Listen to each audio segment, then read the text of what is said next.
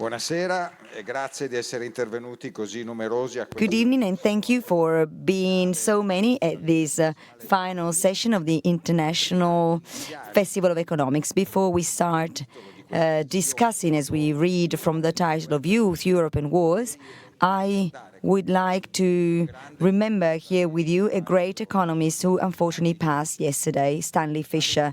Stanley Fischer was a great economist who gave a huge contribution to economic research, the training of generations of economic scholars, but has also contributed greatly to economic policies. His text, his books, starting from the macroeconomics book written with Rudi Dorbusch on macroeconomics, and then a later book, Lecture in Macroeconomics with Olivier Blanchard, truly trained generations and generations of scholars in economics throughout the world.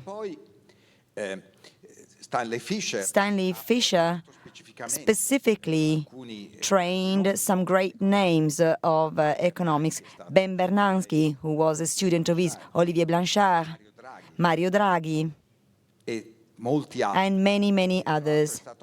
By the way, he was also advisor for some of the people who just participated in this edition of Economics Festivals, Antonio Simpilimbergo and Chad Jones.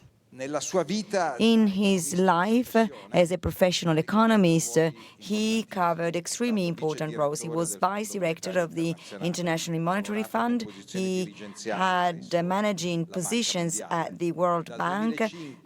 From 2005 until 2013, he was governor of the Bank of Israel. And then later, he was vice president of the Federal Reserve System, namely the Central Bank of the United States. And in that context, he had to manage the very difficult great financial crisis in 2008 and 2009. Mario Draghi has sent a message that I would like to read aloud in memory of Stanley Fischer. A great economist, a great teacher, a formidable central banker, Stan Fischer left a deep mark on several generations of scholars and policymakers.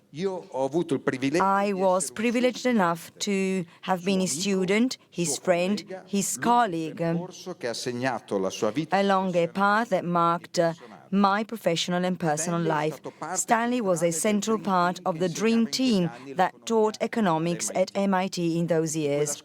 Of that school, he had the pragmatism in his political and economic vision. He had the integrity of thought, the rigor of analysis, and the ability to translate complex concepts into clear lessons that he often asked to be applied to cases of economic policy. His dedication to students was legendary.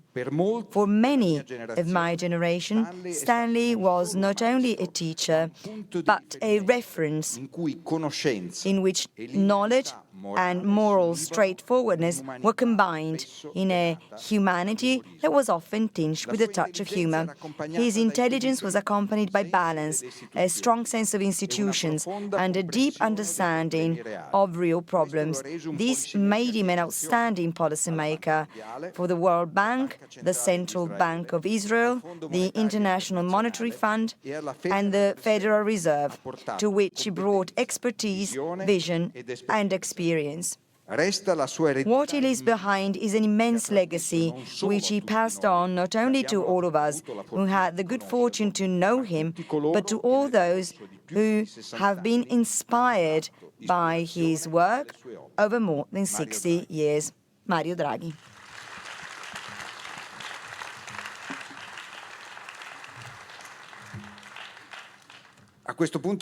Now, I would switch to English so that I can facilitate the conversation with our two exceptional guests that we have for this final session of the festival. So if you want to use the translation, you can wear your headphones now.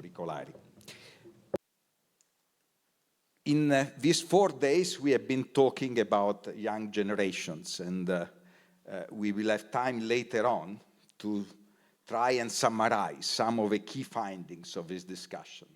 But the key issue clearly is related to which kind of world we are leaving to our children, whether it will be a peaceful war or a war where there are many wars taking place.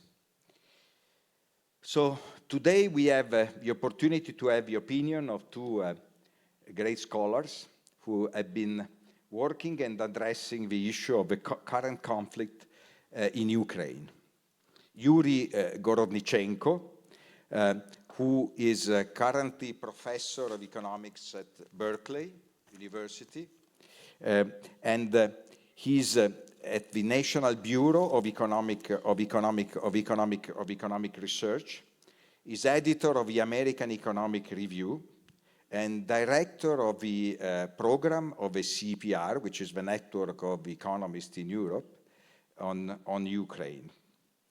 He has been a great scholar also on various issues, including inflationary expectation.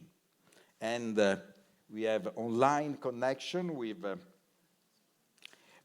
OLEG ITSKHOKI, who will join soon Harvard University, and he received the most important recognition for young researcher in the US, so the John Bates Clark Medal in 2022.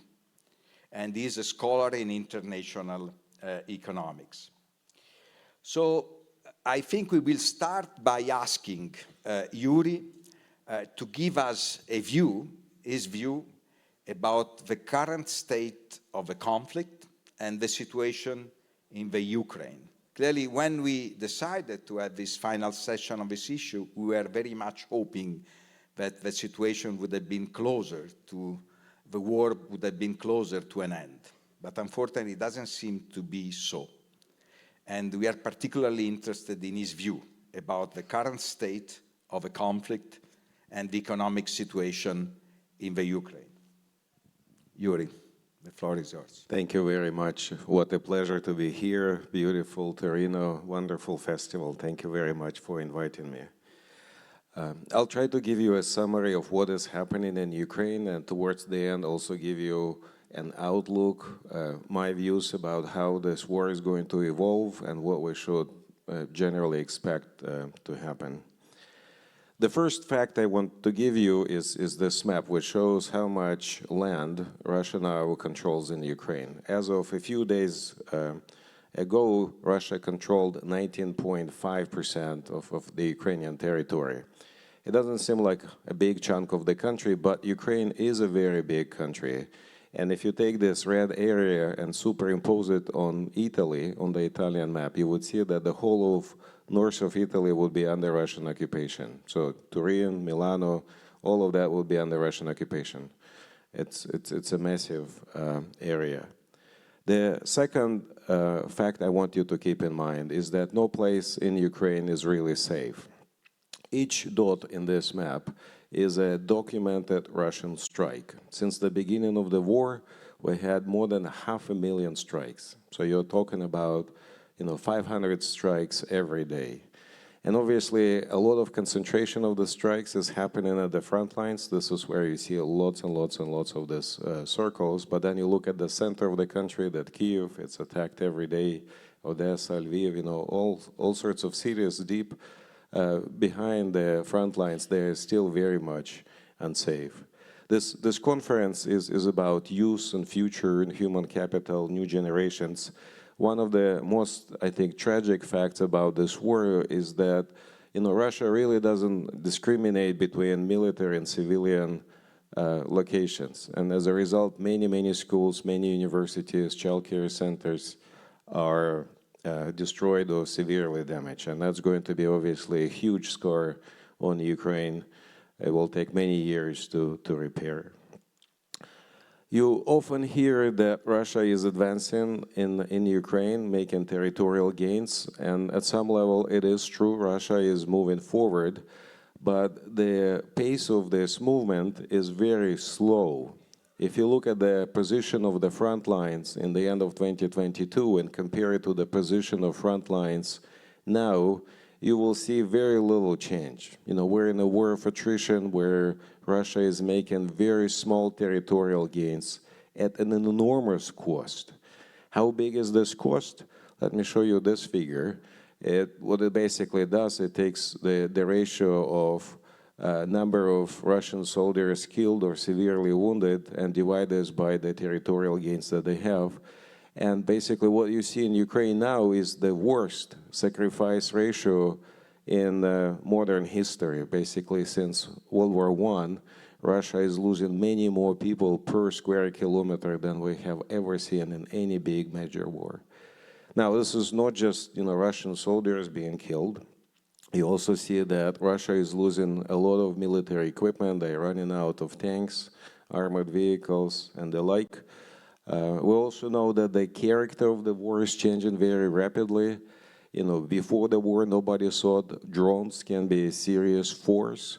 Now the Ukrainian army reports that 80% of the successful hits are done by the drones, and this ratio is increasing. And I'm sure all of you read the news yesterday and today about the most astounding attack that Ukraine did on the strategic bombers that Russia has, very, very far away from Ukraine. Nobody thought this was possible, but it happened. It tells you that this is a new force we have to be thinking about. Now, one thing we all talk about in Ukraine is what is going to happen if the Trump administration decides to stop supporting Ukraine. That's a key question for everybody. And the polls are very clear on this issue. 80% of Ukrainians say that no matter what U.S. is doing, Ukraine should continue the fight. The vast majority of people say that Russian demands are unacceptable. And so there is a lot of support behind President Zelensky to continue this war, continue, defending the country. And, this message is very clear, not just in Ukrainian polls. You can look at other reputable sources. They all portray the same message, that people are not willing to give up. There is a lot of will to fight. Now, they said we're in a war of attrition, so will to fight is not enough. What is necessary to win this war is to have also a very strong economy, because at this point it's not just who is braver or who is more audacious, who is more motivated. It's also about the numbers. Who has more tanks, more drones, who has a stronger economy that can afford this. And here the situation is kind of very dramatic in the sense that the Russian economy is much bigger than the Ukrainian economy. Russia vastly outspends Ukraine. And in this sense, there is an enormous imbalance. Ukraine cannot fight Russia alone. Fortunately, Ukraine receives a lot of military aid from the US, from Europe, from Canada, from Australia. And by the way, I want to take this opportunity to thank Italy for supporting Ukraine. It's very important, very much appreciated by every Ukrainian. But it's very clear, if US drops out, we're going to lose $20 billion of military kit, and we have to replace it somehow. So our allies have to step up.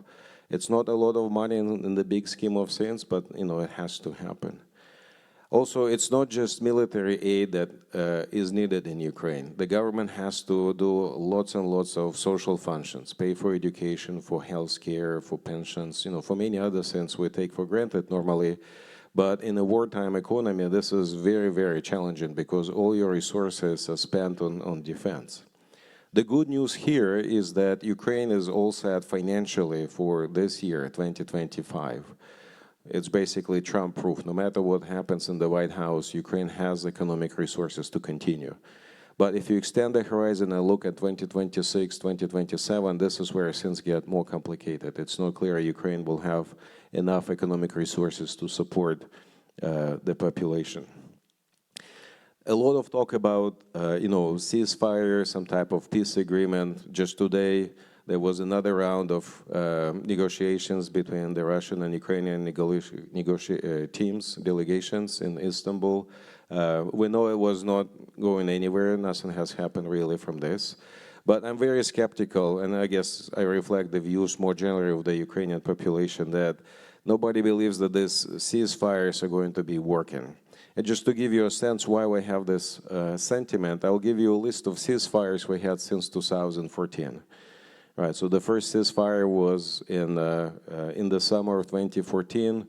It was violated by the Russians. Then we had more ceasefires later in the year 2014, again violated. Then we had ceasefires in 2015, 16, 17, 18, 19. if you have 30 plus ceasefires and they're not really durable, then you start to wonder, maybe something is not quite right. And obviously the most recent ceasefire, when Putin promised not to strike Ukrainian infrastructure, but it was immediately violated. Why is that? Well, because there is really no penalty for violating all the ceasefires. And so naturally we have to be thinking about what we will take to have some type of durable ceasefire and hopefully peace in Ukraine. And there are several ideas there. One is you have to have a massive force in Ukraine, some peacekeeping force that is going to make sure that Russia understands that it makes no sense for them to attack Ukraine again. And then we have to understand how many troops have to be on the ground in Ukraine, because the fighting forces on both sides are really large. We're talking about hundreds of thousands of people on each side. Now, the proposals out there for peacekeeping troops are very small. 10,000 people proposed by the UK, it's not going to be enough. So this is not going to work, it's not sustainable. Some people suggest, well, we have to have a deterrent that is not relying on any kind of numerical superiority. Nuclear weapons is one example of that. Ukraine used to have nuclear weapons until 1994, then it gave it up in exchange of security assurances from the US, UK, and tragically Russia. We don't have it anymore, but if there is no other solution, if it's a question of national survival, we know in the case of Israel, Pakistan, and India, things can happen. I hope we're not going to have this. It will be a terrible thing in terms of nuclear and non-proliferation. But unfortunately, once you're in a desperate situations, all sorts of bad solutions may happen. By far, the cheapest option is to have Ukraine in NATO, but with Trump administration and all sorts of other things happening in Europe, it doesn't seem to happen.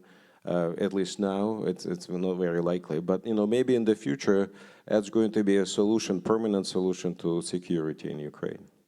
Now, to summarize, I know I'm running out of time. We have a situation now where we have irreconcilable differences between Russia and Ukraine.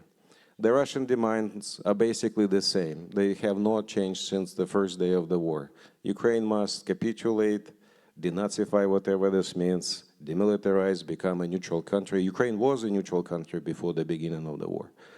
On the other hand, you have Ukraine. It's a question of national survival. You can't really stop fighting. You have to keep fighting, and there is a lot of will to fight. But in this war of attrition, we have a huge imbalance in terms of economic firepower. Russia is just a much bigger country. Now, fortunately for Ukraine, I think there is a growing realization in Europe that, we're in the same boat with Ukraine. You can't count on the US in terms of defense or some broader security questions.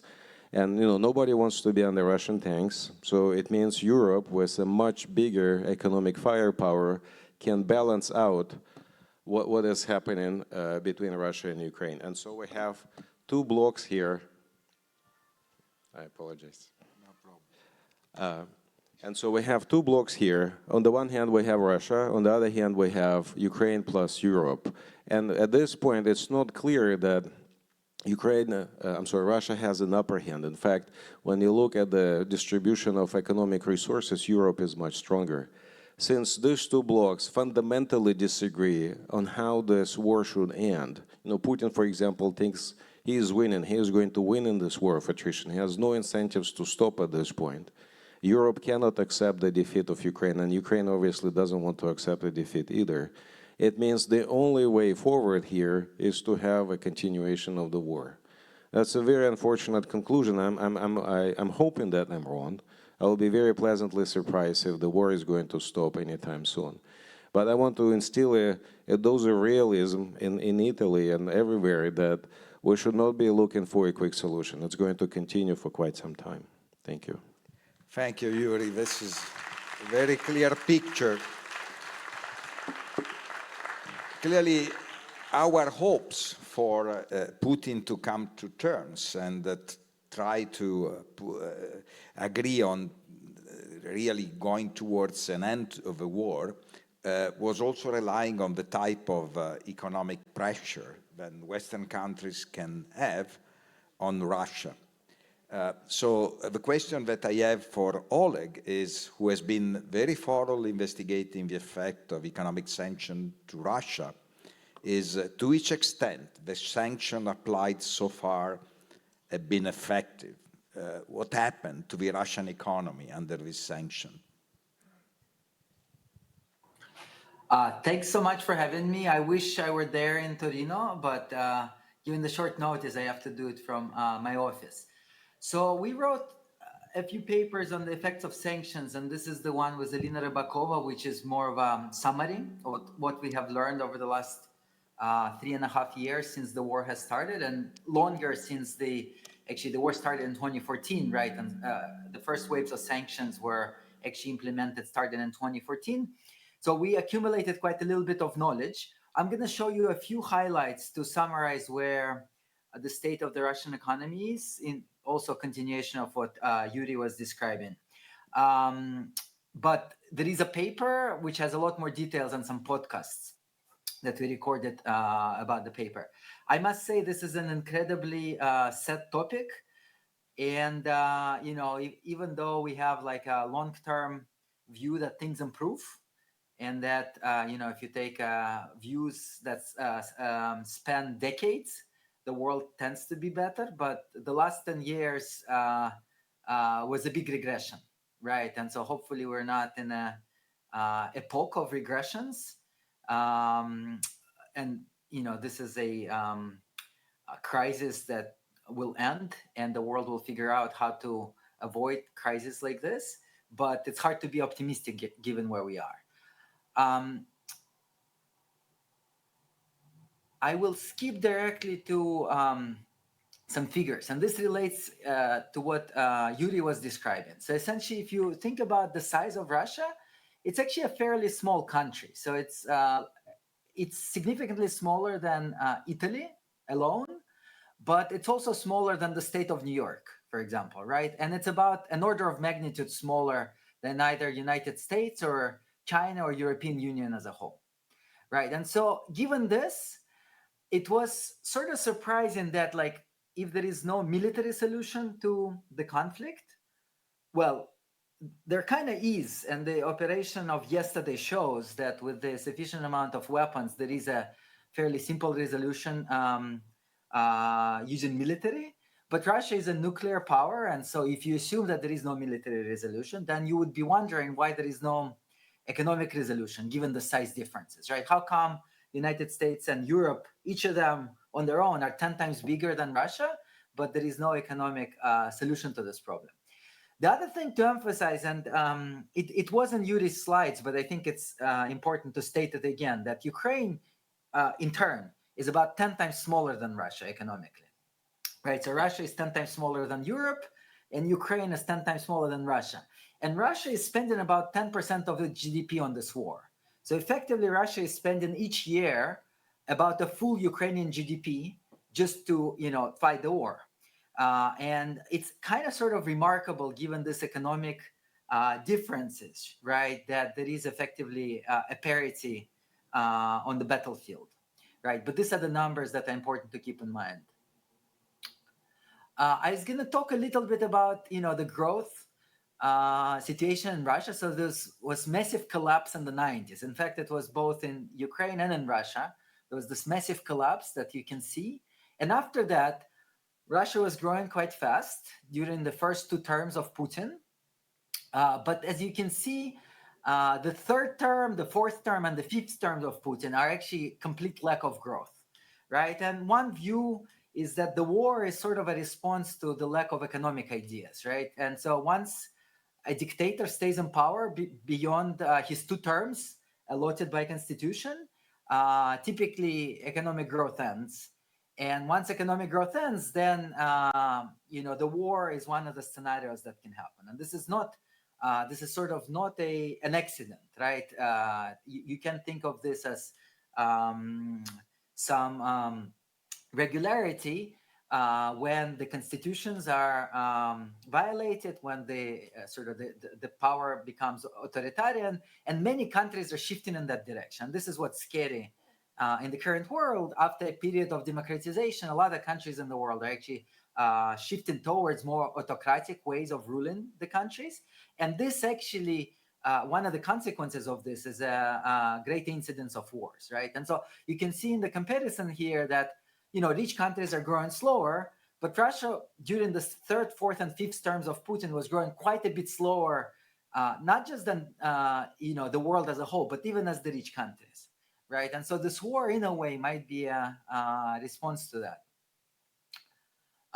Well, I was going to emphasize that Russia relies a lot on oil, but this is obvious. I think this graph is actually very interesting. So we were not paying quite as much attention to it as we should have, but there was a true economic miracle that happened in Central Europe during this time. And, countries like Poland and Romania have essentially surpassed Russia. Russia is an oil-rich country. A lot of Central European countries don't have natural resources, but in terms of GDP per capita, the last 30 years of not extremely fast, but very robust growth have elevated some of the Central European countries to, quite a bit of economic prosperity. They're now at the levels comparable to Western Europe or to some countries in Western Europe. And sort of Poland can become one of the examples of how sort of like the economic engine can work in Europe. And Poland is one of the countries that actually has 4% of its GDP spent on military, in a large part because it's a close neighbor to Russia. Well, through Ukraine, it neighbors Russia. I think it also probably has a border with Kaliningrad. This is something that I should have checked. But, Polish economy can be actually an example for the European economies, for example, for Germany, or for some other countries, where it does rely quite a bit of military expenditure that are necessary after decades of completely lacking military expenditure and sort of a gap in European security. What's very important about Russia is that it came to the beginning of the full-scale invasion in 22 with what is sometimes called as economic fortress or economic fortress Russia. And the idea was that there was no fiscal deficit. In fact, there were fiscal proficiencies. There were no trade deficits. There were trade surpluses. And the economy was sustainable at very low oil prices, right? Despite oil being the core engine of Russian economy, the economy was solvent at $45 a barrel, right? And since the war started, the prices of oil went up to, at first, $120 a barrel. Then they sort of stabilized at around 85. And only now, in part as a result of the trade war that started from the United States, the oil prices have fallen down back to around $60. What's important to keep in mind that Russian economy was able to run consistently at 45. Now we're at 60. Well, you have to take out inflation and adjust it for that. That happened since then. But nonetheless, oil prices are still higher than 45 now. And amazingly, given this fairly high oil prices, Russian economy is actually kind of close to a deficit state, right? And why is that? Well, because of this huge military expenditure. So the military expenditure is 10% of GDP, more or less. And this is what keeps this engine going, right? So it's the oil revenues that are translated then into military expenditure that sustains much of the rest of the economy. And if you take that component out, the economy is in a much weaker condition, but that component is only there because there is no fiscal crisis, right? It was sustained by the large oil revenues. And I want to show a couple of just figures where that came from. I think it's kind of very useful to keep in mind the following perspective, right? So this is 2022, when the oil exporting countries grew very fast, like Saudi Arabia grew by 7.5%. And Russia would have grown probably by the same magnitude given the oil prices. But the war and sanctions actually did lead to a fairly small contraction. But that contraction in comparison to a potentially 8% growth that would have just been fueled by the oil prices, right? And so what happened later, and this is very useful to kind of see it like this is, as you can see here, these are the huge export revenues that happened in 2022 and 23. So the export revenues were really from exports of oil at first to Europe and later to China was really the engine of this sort of economic stability, you can say, right? And so what really sort of played a huge role is that despite the war and sanctions, there were these oil revenues that were coming from the rest of the world.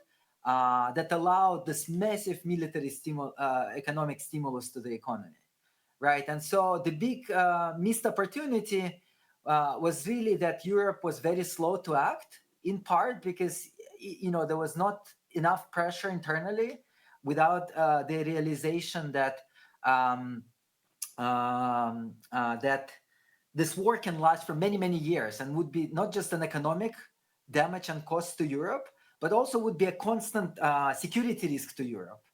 And if you think about it, the longer the war lasts, the bigger are not just the actual costs, but also the potential costs of further escalation. And so we believed, and we wrote op-eds about this at the time in March 2022, that the calculation is wrong, that it doesn't factor in that this conflict can persist for years. And the calculation is not the status quo, going back to a situation where Europe could buy cheap gas from Russia. But after February 22, the status quo completely changed, right? And so you can say that there are two kind of reasons why sanctions didn't work. Well, one reason was that they were not decisive enough, right?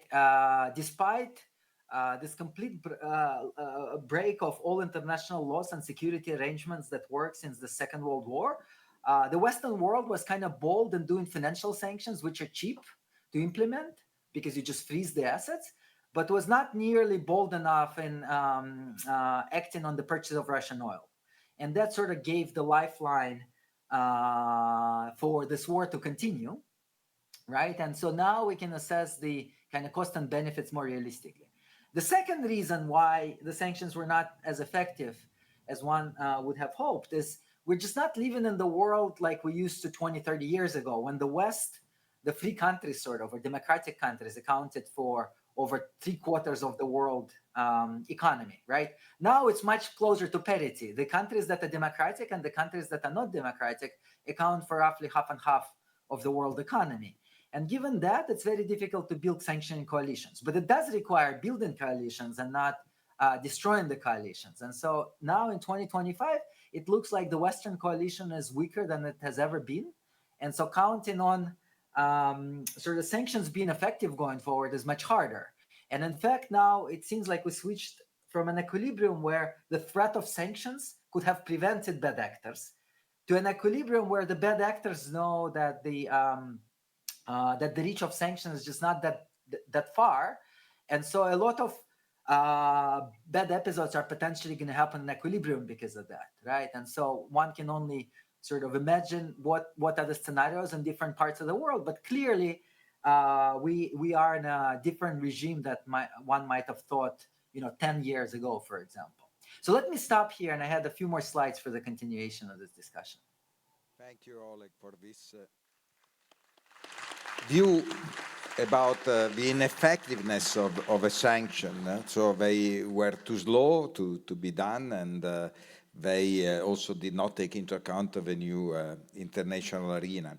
And one thing that could provide us some hope is the fact that technology is, from both of your talks, seem to be playing a very important role in this conflict, and technological progress in military activity has been very important. You think about the role of a drone, and there are people arguing that these technological development are more favorable to those defending than those attacking or invading a country.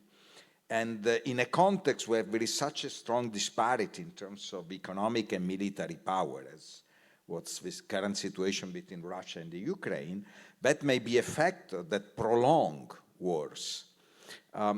So under this condition, is it possible that at the end of the day, it will be economic resilience, the key factor, rather than military strength? We have in history examples of war won in factories, in the strength of economy, rather than in military power.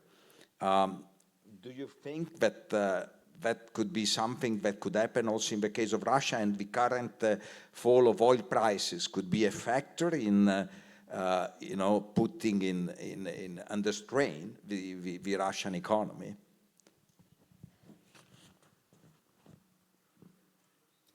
So I assume it's a question for me, but maybe actually Yuri has more to say here.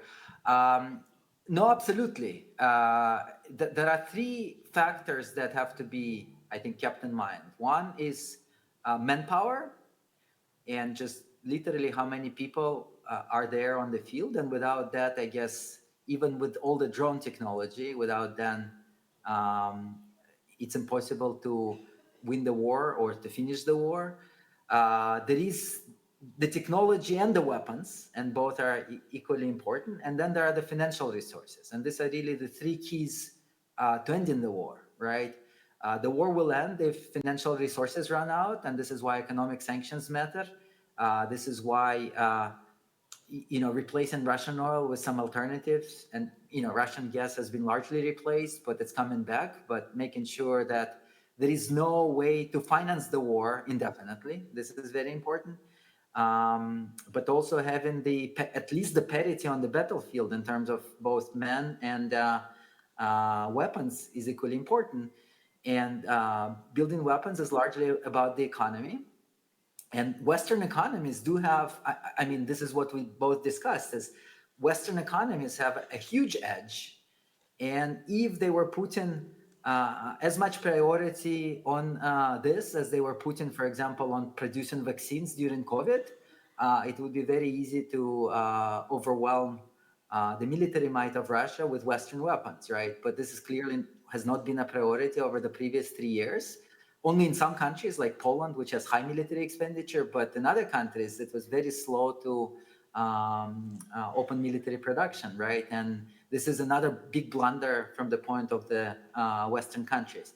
But then you cannot really forget the manpower side. And I wanted to show you just one slide, if I can, from my presentation. Please. I wanted to save for this discussion, which to me, this is one of the most striking things, because people discuss the long-term consequences, the technological consequences for Russia, that there is no technology transfer, and over years this will kick in. Sure, but if I can, it's the last slide. I just want to show how drastic and dramatic the situation is in terms of just the age population structure. And I think it, to the extent similar in Ukraine, Yuri will be able to say more. Have you ever seen age structures like this? This is completely insane, right? This is the sex and age structure. And there are these gaps in the Russian age structure around, especially men, but also women around the age of 20, 25. And this is the consequence of Second World War, and then the consequences of the economic crisis of the 90s, which was basically overlapped on the second generation of those who were in the Second World War. And now these are exactly the men that are being eliminated on, in both countries through this war, right? And so, like, what a country will do with that age structure, right? I mean, is everybody going to be replaced with machines? That's one scenario.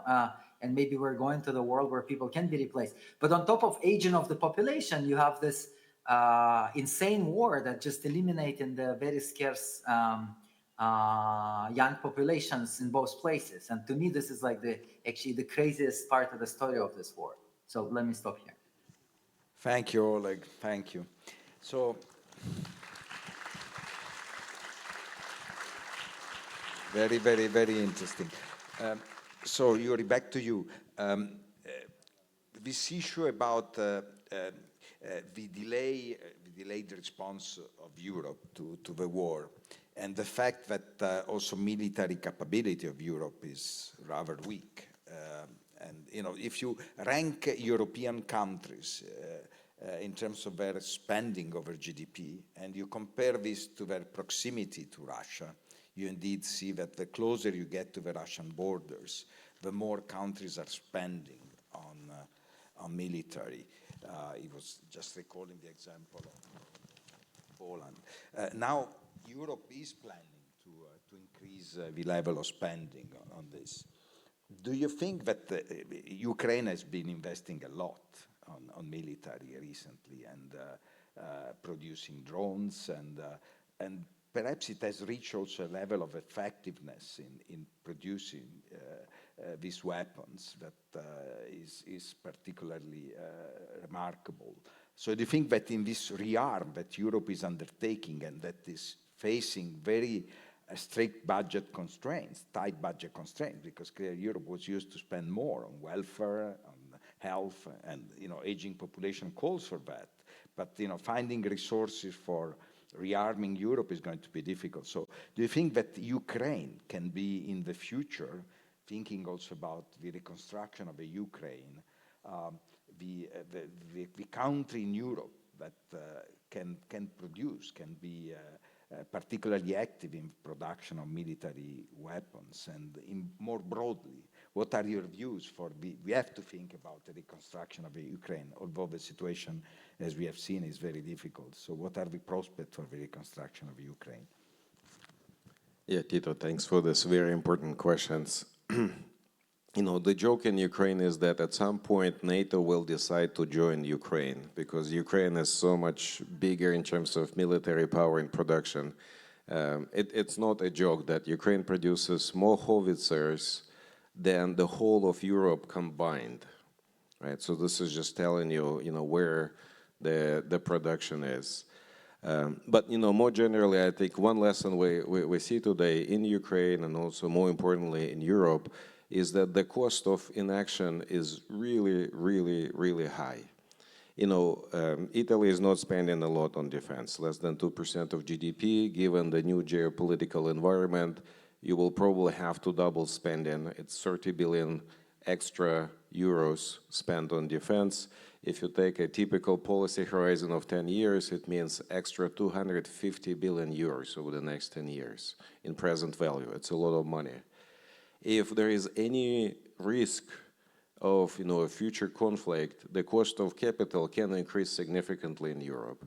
And given, for example, the level of public and private debt as a fraction of GDP, even tiny variation in the cost of capital can amount to huge outlays. If you have, for example, 1 basis point increase in the cost of capital, it means the whole of Italy, the Italian government, households, firms, everybody, they collectively have to spend an extra billion euros every year to pay this cost of capital. The cost of refugees, since the beginning of the war, many Ukrainians fled the war. They're here in Europe. European Union collectively spent something like 140 billion euros on supporting these refugees. This could have been avoided. And, in Ukraine, people are very generous that, they found new home and refuge here. But, you are treating symptoms. The main problems are elsewhere. This is the aggression in Russia. And, more broadly, when you think about what is happening in Ukraine and the world, one striking thing I learned recently is that the World War II was declared World War in 1945 on September 10th. This is when the official document from the US government came out, and they said, this war is going to be officially called World War II. September 10th. This is roughly 1 week after Japan declared, surrender.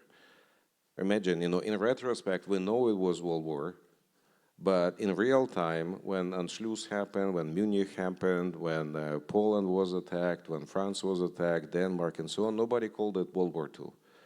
And I feel that, we look at, current developments in the world today, we see lots and lots of things moving in their own direction, and there is no policeman to stop those, bad developments. US is not interested in this. Europe doesn't have the muscle or interest to do with this.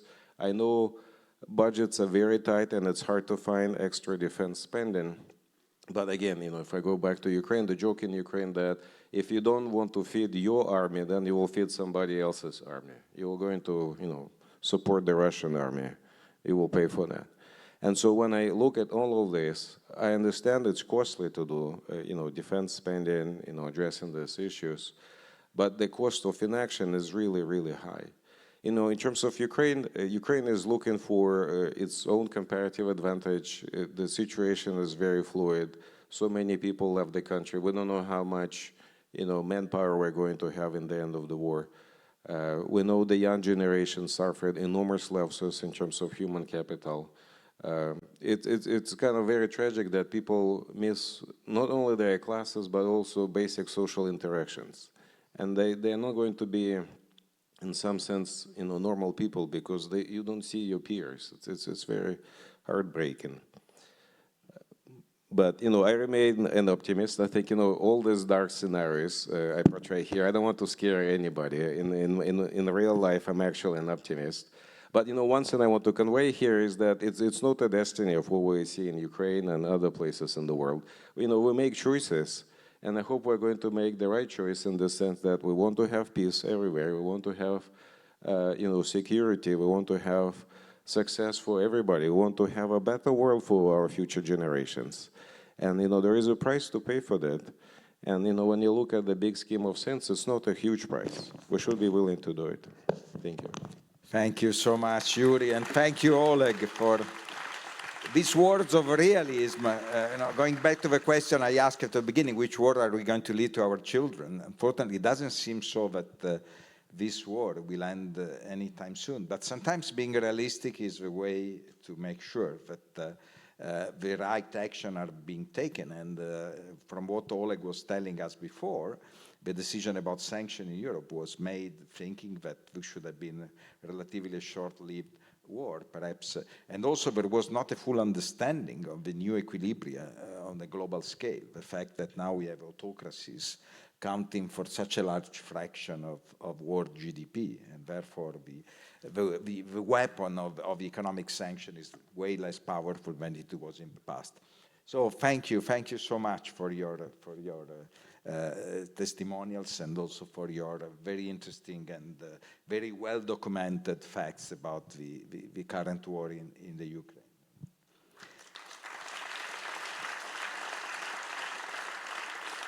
So now I switch to Italian. I will now switch to Italian to try and very quickly summarize these 4 days of discussions. These have been 4 intense days, full of events, more than 120 meetings. The protagonists of these meetings were more than 150 speakers. Many of them come from foreign countries, about 40% of them are from abroad, and many others are Italian in terms of origin, but they study, they work, they carry out their research abroad. So let's say that the degree of internationality of this festival was always very high. We've had many interactions with the audience, on average 5 questions per event, so you can quickly calculate, we're talking about 800 questions that have been asked altogether. And I have to say that from what I could follow, they were always very targeted, very accurate, very interesting questions, and the speakers appreciated all of them. They were all very stimulating and engaging. The international community that's gathered here in Turin on this occasion has tried to discuss various key topics for the young generations, which is in the title of our edition. However, we've also given some messages and signals which go beyond this year's topics. First, these things we do at university, academic research, is not something that is done just for small groups. Instead, it's something that has meaning, value, and relevance that goes beyond the borders of universities. Right now, we are witnessing a fierce attack against American universities. They are accused of being elitist. Of course, universities train elites, but it's different from being elitist, which means, being close in your ivory tower. I think, for instance, that Turin and the researchers who are here and who have held these lectures in the squares in the city have given a completely different picture of the university, which is open to the public, to the audience. The university wants to have a dialogue, and the research carried out at university is of great relevance for everybody. It's also important to reaffirm the academic freedom, the freedom of thought at all levels, which is something that we cannot take for granted in this environment. We were talking about it before with Mark Artabia and Cass Sunstein. Europe today ensures more academic freedom because of the laws that we have than what the American Constitution grants. We have a freedom of expression which is ensured not just within academia, but in general terms, which is something that we should always keep in mind, and we should be alarmed about the most recent developments. Another very important general remark before I go into the details of what was said about youth, we talked about diversity, and once again, this was at the center of the attacks of the Trump campaign. He has attacked diversity, he's reduced staff, has fired people in public administrations who worked in the diversity and inclusion departments. He's launched a campaign against the so-called woke culture. Well, I think that the way we've used to discuss about diversity during this festival is a different way. I think it's very important to discuss these topics in our way. You know, we need to identify the factors that today still prevent true equality of opportunities, not only for minorities, but also for majorities, which, however, are not very much represented in the places of power. And, of course, the reference here is very much to gender equality. That in our country, unfortunately, is very far away to be reached. And some reflection that came from the several debates that we had, the demographic decline is something that is happening at a global level. We'll have a peak of the world population far before than what we thought, because the decline in fertility rate has been much faster than what we thought. Therefore, human capital will be even more scarce, and this could have consequences on economic growth, because people are a source of ideas, especially young people are a source of innovation. So acting on demographic decline is important to ensure economic growth and more wealth and well-being. So we need to use the human capital that we have in the best possible way, and the human capital that we have is, of course, also linked to the future of new generations. Something else that we heard today is fundamental to invest in the first year of a childhood. So support for childhood is very important, not only to guarantee more social mobility and more equal opportunity, but also in ensuring the development of human capital and economic growth for all of us. And this means not only help families with children, but also investing in kindergarten and nursery schools. And that has been proven by different studies. It's also important to improve the quality of education. Several analyses showed how important the role of teachers is. And they also have a role for the future. So we should also give value to their work. And so we could also have the just stimulus for their profession. And this also, unfortunately, in Italy, I think we miss on the opportunity of the National Recovery Fund to help teachers.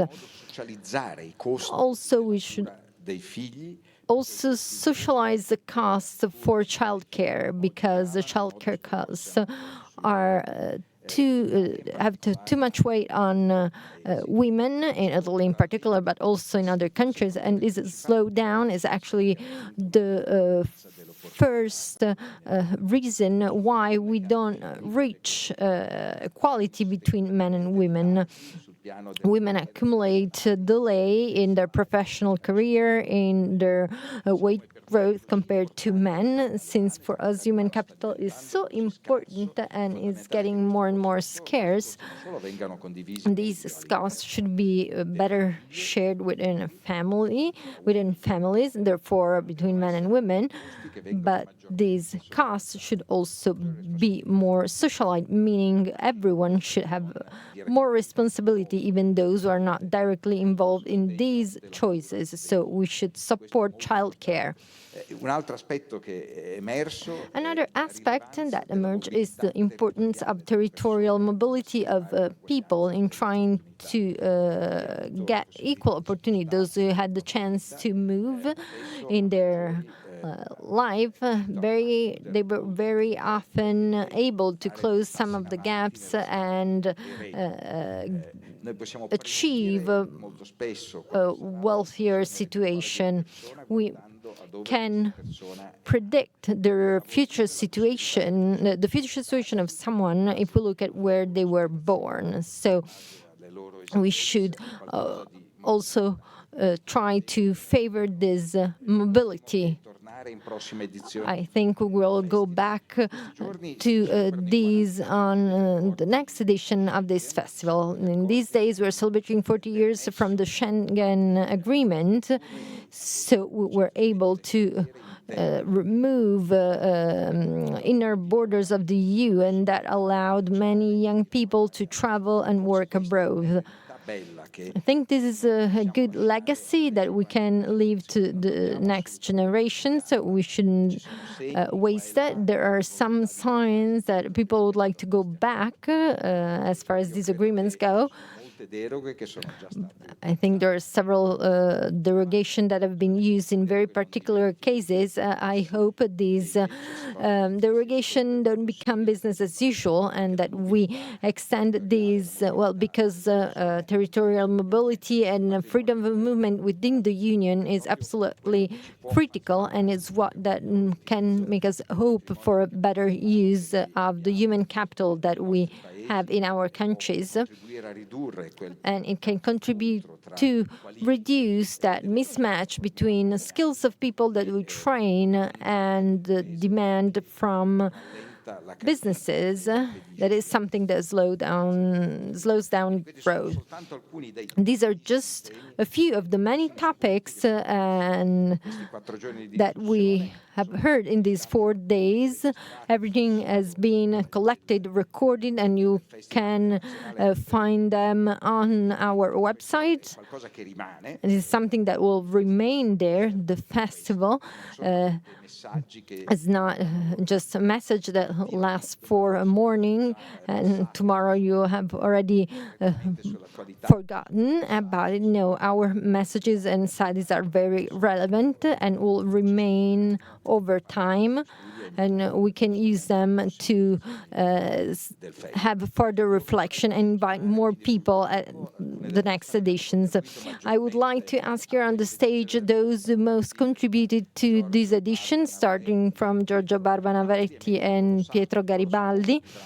They are much better than me to thank all those who were involved. But first of all, I would like to thank sign language interpreters who had very often the task to translate some speakers who were talking very fast. So I would like to applaud them, and then I would like to thank the many volunteers, more than 100, that help us in our meetings and in our tasks.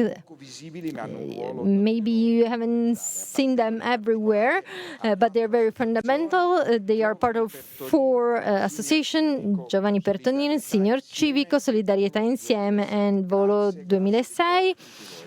Thank you to our volunteers. And now I leave the floor to Giorgio, who is much better at listing all those who need to be thanked. Thank you, Tito. Thank you, everyone. Well, this collective effort, I think, first of all, we should thank the audience, because without our audience, we wouldn't have a festival. So an applause for the audience. si dimostra così sensibile di fare un'esperienza di apprendimento collettivo che Turin was very responsive to this collective learning experience. We are in an historic institution in this theater, but this is possible thanks to all the institutions who have been involved, and they are all together in the Torino Local Committee. We coordinate together with Collegio Carlo Alberto and Editori La Terza. We'll start in just a few weeks about the topic for next year. So we have all the local institution, the municipality and the region. Then we have several foundations, the Chamber of Commerce, the two main universities, University of Turin and the Polytechnic University, Lega Coop, Unioni Industriali. We're all part of this talk together with the sponsors that we should thank, together with Intesa San Paolo, first of all. Well, thank you. Thank you, everyone. Grazie a tutti. Well, thank you, first of all, to the audience, but I would like to say something besides thanking people. I think that what we do, like Pietro and Tito were saying, it's a big exercise in democracy because we talk freely.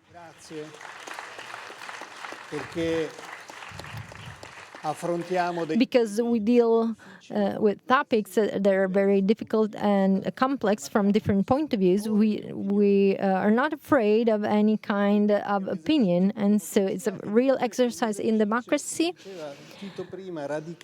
that is well rooted in our European culture. And I was really struck by something, though. We had several panels where we delved in depth. What Tito was talking about earlier, of course, was a summary, the main conclusion on the specific topic, new generation. But there was another topic that emerged very clearly this evening, and that we were able to hear very well in this edition, meaning geopolitical anxiety. It has an impact on the future of a younger generation, but despite this anxiety, we were able to look at the topics of the festival, therefore specific problems that the youth has to deal with today, besides the geopolitical situation. But this geopolitical situation keeps coming up, and the response that has always been given is that we need more Europe, and we need to strengthen the values of a united Europe.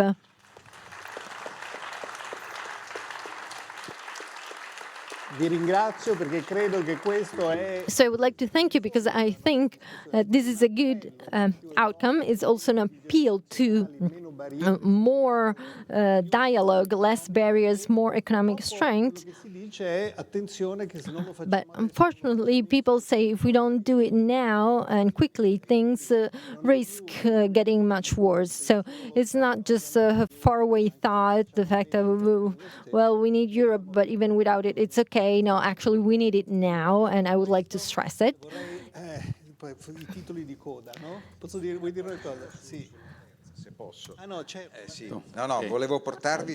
Well, I would like to also thank you all from the publishing house La Terza, Giuseppe La Terza, Lia di Trapani, and Rossano Montaruli, and all the La Terza team couldn't stop because someone that they know passed away, but they would like to thank you all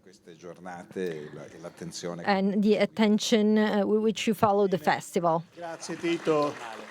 E anche giustamente, ricorda Pietro, dobbiamo ringraziare Well, we should also thank La Stampa, that wasn't just our partner, together with RAI. insieme, facciamogli un applauso. Well, an applause to La Stampa newspaper and RAI, Incredibile.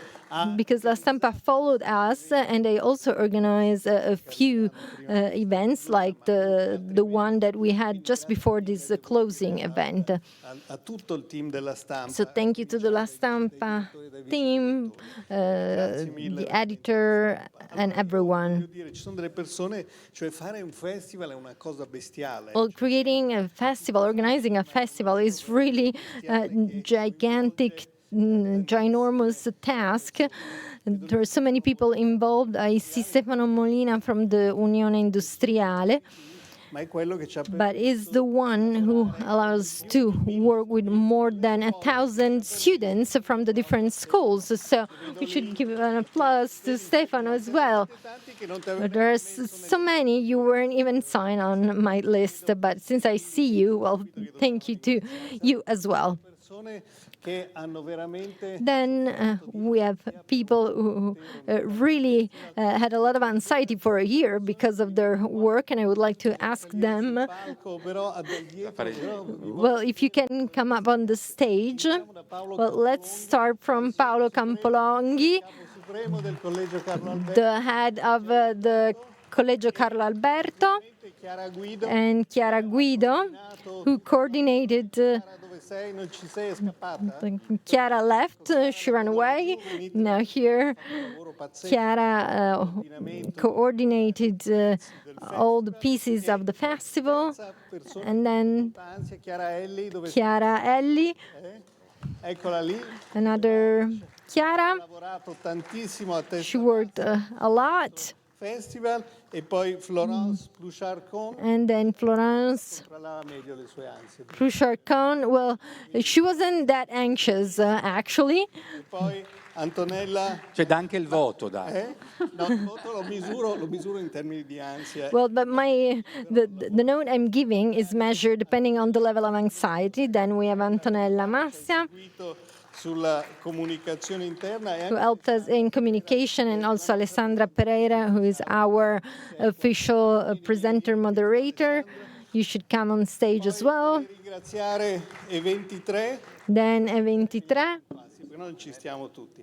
E23 con a capo naturalmente Silvio Viale. with Silvio Viale. Silvio ha gestito, Silvio, non lo vedo, non ci sei, non c'è. where is Silvio? We don't have Silvio. Silvio, vieni qua, Silvio, vieni qua con Silvio, come up on stage. il team che Silvio with his team, Gaia D'Angelo, tutta la comunicazione. coordinated the communication, Agnese Mora, La comunicazione ha lavorato Marco Zatterin, dov'è Marco? and then Marco Zatterin.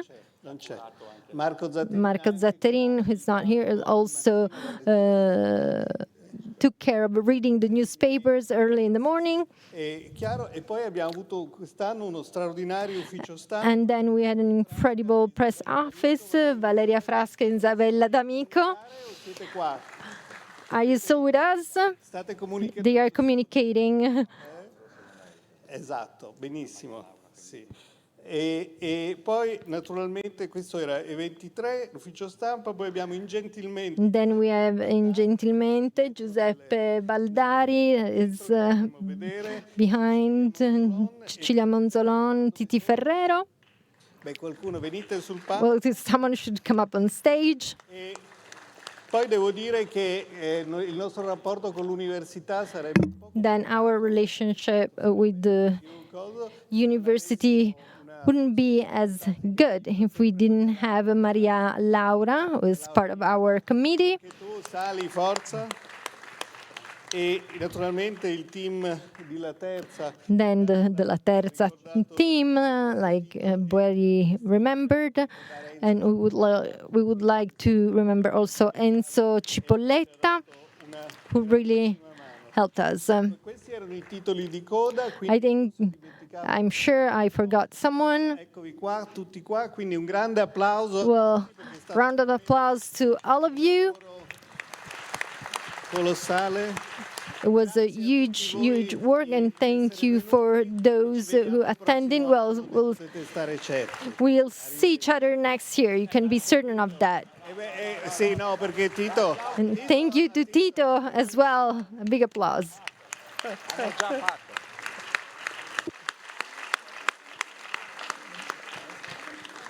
Dove siete? Dove sono scappati?